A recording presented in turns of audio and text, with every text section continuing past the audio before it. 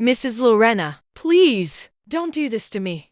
That's what manager Eduardo said, almost crying, while the entire company watched in silence. And she replied, with a calmness that burned more than any scream, "I'm just returning the truth you gave to each of them." But nobody understood how that man, who considered himself untouchable, had ended up on his knees before a 61-year-old woman. And to understand, you need to go back to the beginning with me. Because that morning, when she entered the company wearing a simple shirt, a temporary badge, and a hastily tied bun, nobody, absolutely nobody, imagined who she really was. To everyone there, she was just another temporary employee, an ordinary woman, an invisible woman. Eduardo was the first to notice her arrival. He looked her up and down, wrinkled his nose, and even said, "Hurry up. New employees don't waste time." She lowered her head. She didn't answer. And she let him believe that was all she was. But as she walked through the corridors, seeing how he treated the humble, how he belittled those who earned little, how he humiliated those who had no voice, her heart tightened. Every word of his was a blow. Every arrogant laugh was a painful reminder. Because she remembered when, long ago, she had believed in him, when she promoted him, confident that he would be fair, when she told herself, "This young man will honor what I have built." But he didn't. And that day, in that disguise, she saw the naked truth, the truth that hurt, the truth that burned. And when she finally took off the fake badge, and when he discovered who she was, it was too late for him. If you want to know how all this happened, stay until the end. Only then will you understand why. That afternoon, the manager who humiliated everyone ended up begging forgiveness from the company's own owner. Before Donna Lorena became the woman capable of making a manager bow his head, she was just a simple girl, raised in a humble neighborhood, the daughter of a seamstress and a bricklayer who always repeated, "Daughter, treat everyone equally. The world already has too many people wanting to step on others." She grew up hearing this. She learned early on that respect is priceless. And perhaps for that reason, she never liked to show off, never sought luxury, never insisted on being seen as superior. Her life was built in silence, but a strong silence. The kind that comes from work, from discipline, and from a courage that no one sees. At 18, she started selling cakes on the street. At 23, she opened a small sewing salon. At 29, she transformed that salon into a clothing factory. At 41, she opened the company that, years later, would become a benchmark in the city. And even when she began to prosper, she continued to take the bus. She continued to eat at the same simple restaurant. She continued to greet doormen by name. "Whoever forgets where they came from doesn't deserve where they've arrived," she used to say. It was around this time that she met Eduardo. Young, polite, impeccable in his words, ambitious but apparently in a good way. Lorena looked at him and saw what no one else saw. This young man has potential. She gave him opportunities. She promoted him. She believed in him. She defended him in meetings more times than she should have. Over time, she distanced herself from the daily routines to take care of her health, her grandchildren, and a weariness too great to ignore. And Eduardo took over the company. At first, everything seemed fine. Praised, productive, confident. But little by little, reports began to surface. Small at first, almost whispered. He humiliated a cleaning lady. He yelled at the apprentice. He called the doorman useless. Lorena, incredulous, said, "No, Eduardo would never do that," until one day she received an anonymous letter written on a crumpled piece of paper. It had no signature, just one sentence. "Go back and see for yourself." That kept hammering in her head for days. And deep down, way down deep, she knew. When silence hurts more than the truth, it's because the truth is already knocking at the door. So, she decided to go back, but not as the owner, not as the boss, not as an authority figure. She decided to go back as the person the manager most underestimated in the company, a humble employee. It was the only way to find out who Eduardo had become, and who, in fact, had been the mistake. In the days leading up to Donna Lorena's disguise, the company seemed to be going about its normal business, but only to those watching from afar. Inside, the atmosphere was heavy, too quiet, too tense. The employees' looks betrayed fear, not respect. The cleaning crew started their day before sunrise. Two women and an elderly gentleman who walked slowly because of an old backache. They always arrived in silence, not out of habit, but because any quiet conversation was reason enough for Eduardo to appear at the break room door and say, "If you want to talk, talk at home. This is a place to work." The young apprentices, all between 16 and 18 years old, walked as if treading on broken glass. They lived nervously, making mistakes out of anxiety, receiving reprimands that echoed down the hallway. One of them, Vincius, always entered with tears in his eyes. His mother forced him to stay because it was an opportunity, but for him, it was just daily humiliation. Eduardo walked through the corridors like a king from the wrong century. Chest puffed out, cold gaze, heavy steps.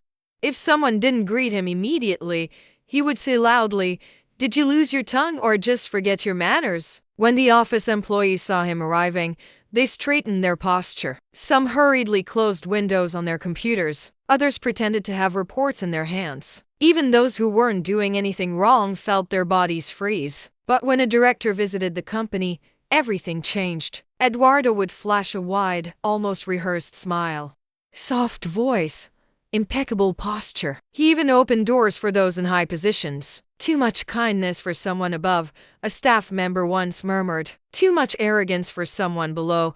Lorena saw all this from afar before entering undercover, observing cameras, reports, overheard conversations, but nothing compared to what she would witness personally. On the day she decided to begin the test, she dressed simply and was introduced by reception as a temporary assistant. Her name tag simply read, Lucia. As soon as she set foot in the production area, she saw the harsh reality.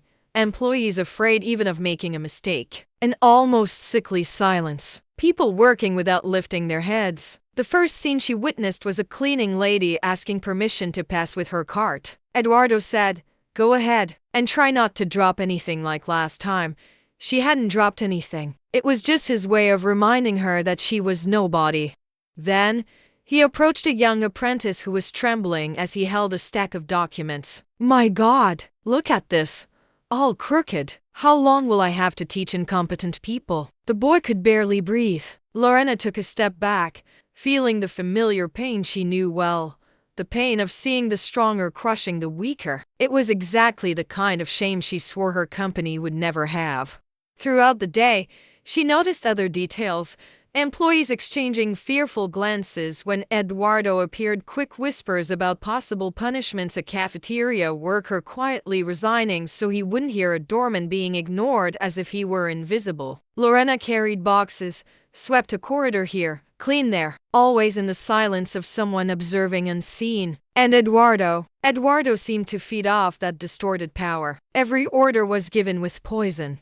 Every gesture carried contempt. Every phrase struck someone like a bullet. At one point, he walked past Lorena, bumped into her on purpose, and said, "New assistants have to learn fast. There's no room for slow people here," and he left without looking back. Lorena took a deep breath. She felt her chest burn, but she didn't react. She needed to see everything, every detail, before acting. At the end of the day, when everyone was exhausted, Eduardo gathered 3 employees and in front of Lorena said, "If it were up to me, half of us would be out on the street. But soon I'll be able to make these changes." At that moment, Lorena understood the root of the problem. Eduardo wasn't just arrogant. He was dangerous. Dangerous because he believed he had too much power and too little respect. As she left the company that afternoon, she felt a lump in her throat. She saw in the employees' faces the same fear she carried in her youth when she was humiliated in her first job. And she thought, if I don't do anything, who will? The conflict was clearer than ever. The injustice was blatant. Lorena no longer had any doubts about what she would have to face in the following days. The next morning, the company seemed even heavier. The atmosphere was no longer just one of fear, it was one of emotional exhaustion. Lorena entered disguised once again. She took a deep breath. She knew that this would be the day Eduardo would cross the line, but she couldn't imagine how. As soon as she arrived, she saw a scene that tightened her chest. The cleaning lady, Donna Marley, a 63-year-old woman, was clutching a cloth tightly. trying to hold back tears while cleaning the hallway floor. Lorena approached slowly. "Are you all right, ma'am?" Marley quickly wiped her face, as if trying to hide her shame. "Yes, it's just tiredness," but her gaze said otherwise. Before she could ask more, the office door burst open. Eduardo came out. Hard steps, an air of superiority, a crumpled piece of paper in his hand. "Marley," he shouted, making everyone look. The poor woman almost dropped the bucket. "What's this?" He showed her the paper. "I ordered 40 copies to be printed, not 41. Who authorized you to print anything more than I asked for?" Marley, trembling, tried to explain. "Sir, I only tested the printer beforehand. It was malfunctioning." "Sir?" he repeated ironically. "Don't call me sir. Call me manager, or boss. Anything but sir," the woman stammered, unsure where to put her hands. Lorena felt her throat tighten. The scene seemed like a replay of old memories she had tried to forget for years. Eduardo continued, increasingly cruel. "And another thing, if you don't know how to use a printer, quit. Any child can do it. In fact, children do it better." Marley lowered her head. The humiliation was public, intentional, cruel. The surrounding employees froze. No one dared to defend her. No one dared to take a deep breath. A receptionist put her hand to her mouth. An apprentice squeezed his eyes shut, as if it hurt him too. Eduardo hadn't finished yet. "And you there, newbie," he pointed at Lorena. "Pay close attention. This is how you should not be. Here, we don't accept slow, stupid, or weak people."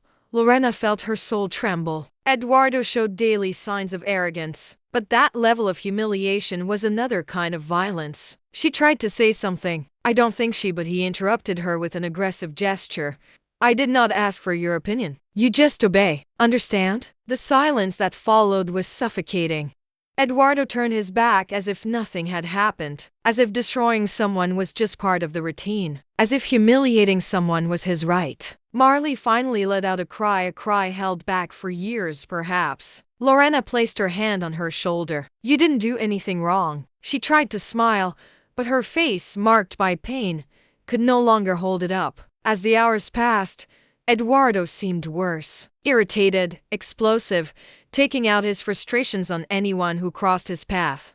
He expelled an apprentice from the room for not understanding an absurd order. He complained about an intern's clothes. He humiliated a doorman, saying that anyone could take his place, and he went so far as to deliberately knock over a glass to make the cleaning crew clean it properly this time. Lorena managed to see something in his eyes that she had never noticed before. Eduardo wasn't just arrogant. He was vain, insecure, and cruel to those who couldn't defend themselves. Around the afternoon, the last straw came. Marley, still emotionally shaken, accidentally bumped into a stack of boxes. 3 fell to the floor. Nothing serious. Nothing that justified what came next. Eduardo ran towards her like a predator. "Are you only good for making mistakes? You're a burden in here." The screams echoed through the warehouse. Marley was sobbing. I just tripped. "I'm sorry, sir." "Sorry?" He laughed contemptuously.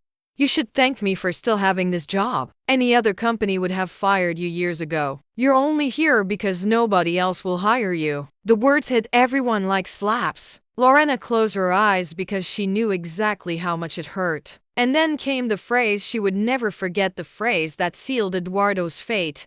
"People like that are only good for being trampled on. And if you don't like it, the door is right there." The world stopped. The employees froze. Marley collapsed to the floor. And Donna Lorena felt something inside her break completely. It wasn't just indignation. It wasn't just anger. It was a silent fury of someone who saw, at that moment, the suffering of everyone past and present come together in a single internal scream. "That's enough."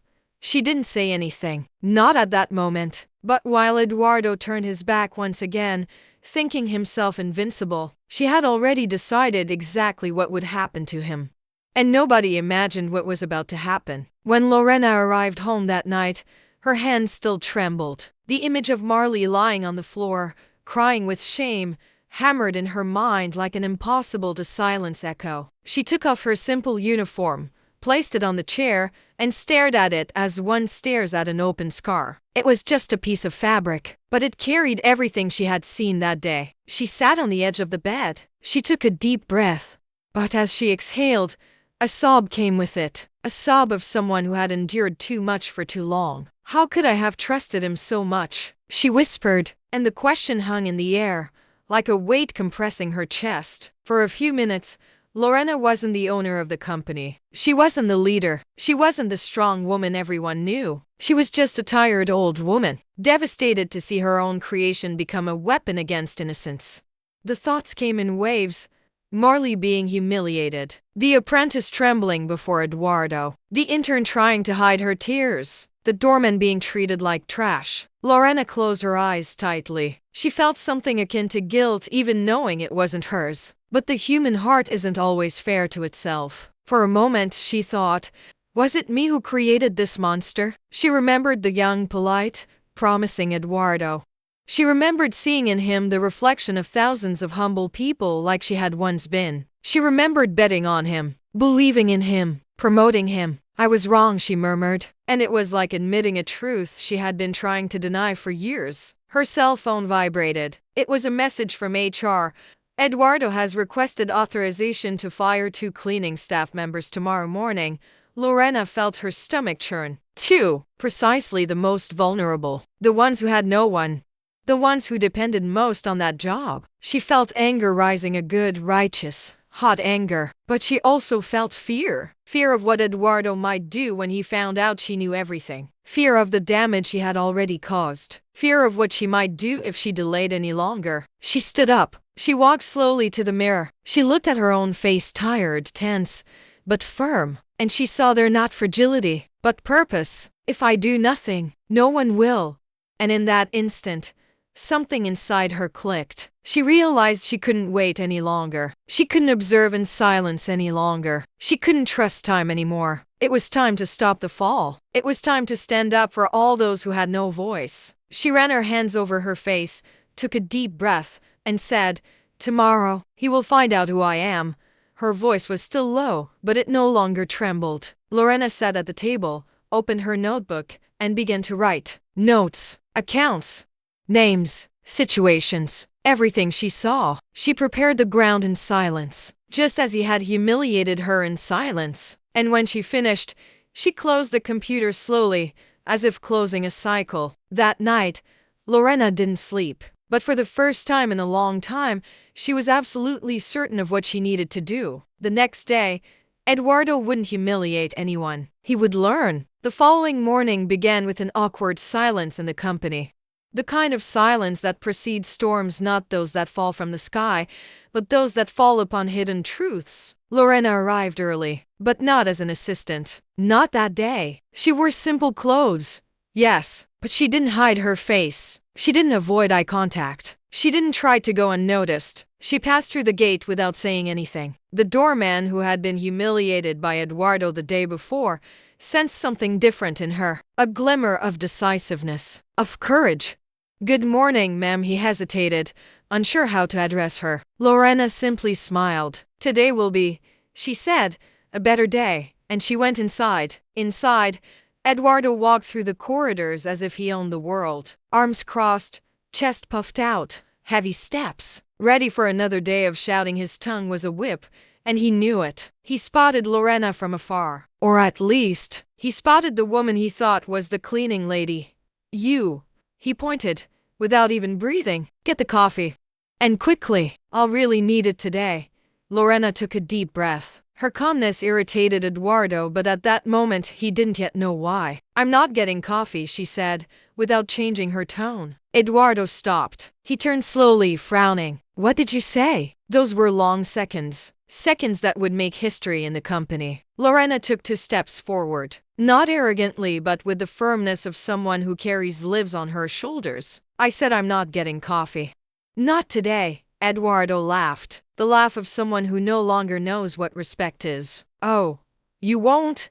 He crossed his arms. "And why? Decided to rebel, is that it? Think you have the moral authority to do that?" Lorena just looked him in the eyes. "Because today, You're the one who's going to be served." The whole room was in shock. Some employees glanced quickly at the floor, others almost held their breath. Eduardo took a step back. "What are you insinuating, huh? You're fired." He didn't finish the sentence, because Lorena calmly pulled the fake badge from her pocket and placed it on the nearest table. Then, she opened her bag and took out another badge. The real one, with a photo, name, position, Lorena Barbosa, president and founder. Eduardo's face paled in a way no one had ever seen before. The cleaning lady, who had been watching everything from the doorway, put her hand to her mouth.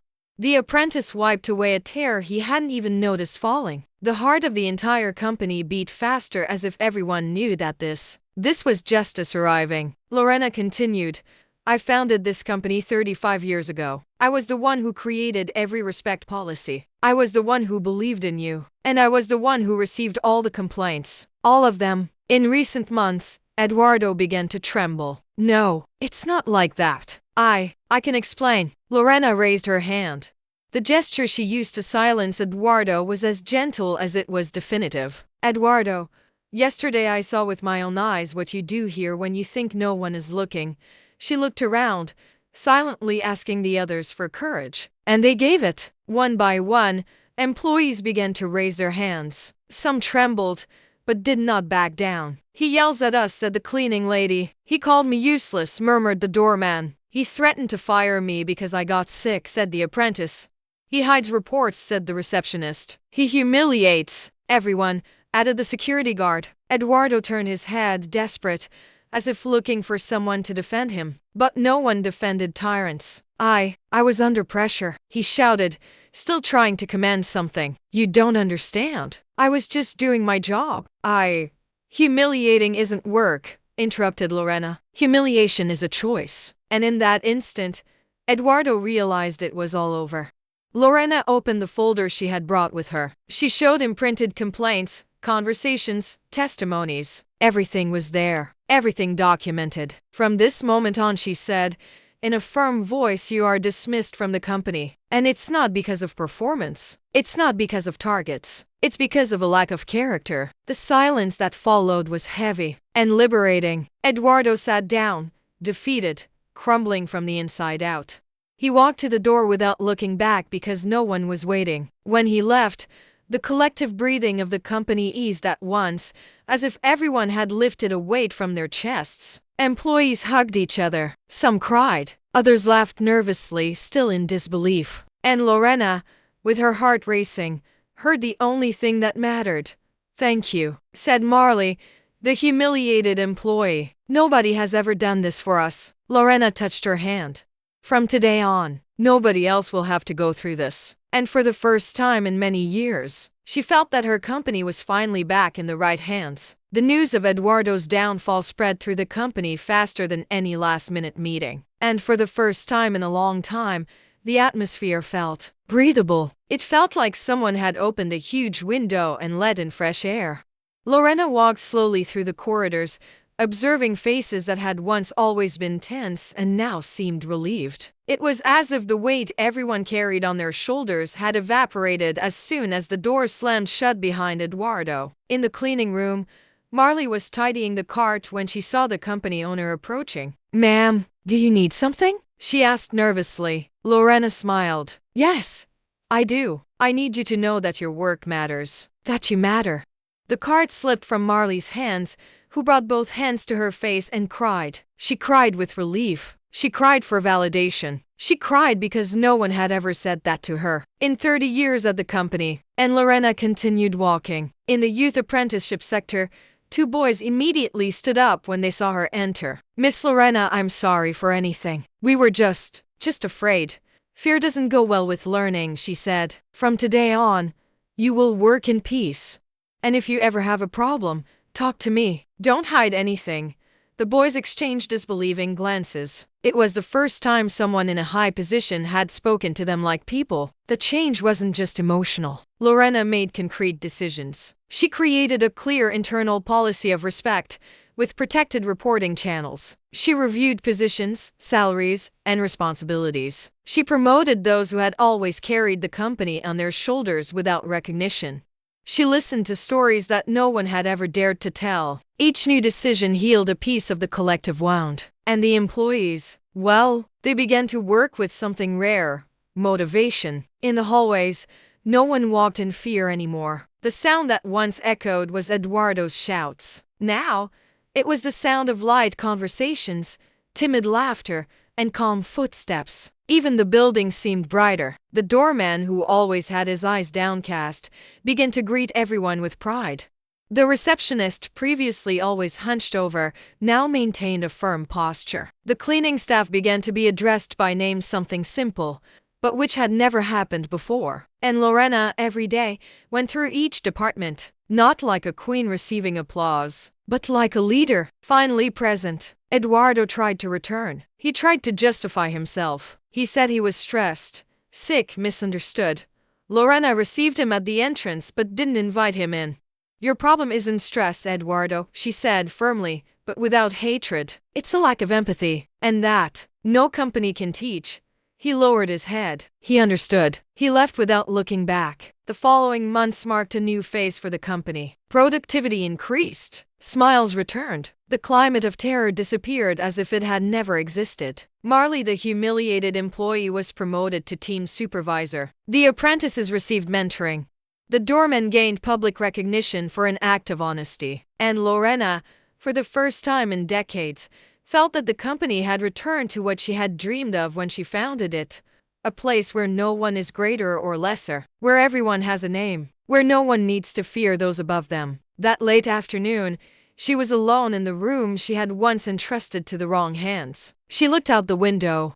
She saw the employees leaving with light steps, backpacks on their backs, chatting as if they finally had peace to exist. And then she whispered to herself, true power was never about commanding. It was always about caring. And for the first time in a long time, she felt something rare in her chest: pride. Sometimes the world seems to move too fast, and people like Lorena, who carry old values, respect, and humanity, seem out of place. But the truth is different.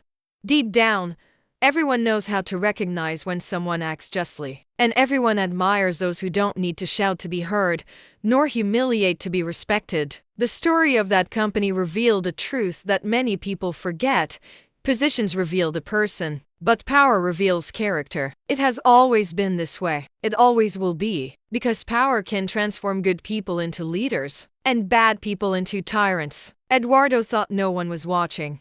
He thought yelling at those who earn less made him greater. He thought humiliating the humble was synonymous with authority. But time, that which never fails, revealed the truth. And it showed all this to the only person who truly needed to see: the company owner. Lorena, who never needed to say she was powerful, proved that a leader's greatest strength lies not in their voice, but in their example. And this story poses a silent, yet powerful, question to everyone who has listened so far.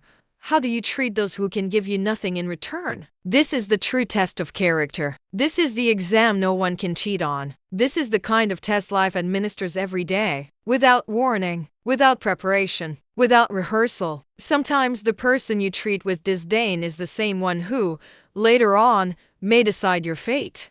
And sometimes the one you ignore is precisely the one who silently observes you. Life always finds a way to give back everything we give to the world. Good returns, evil returns too. And stories like these, stories of humble people, strong people, wrong people, exist to remind us of this. Respect costs nothing, but lack of respect can cost everything.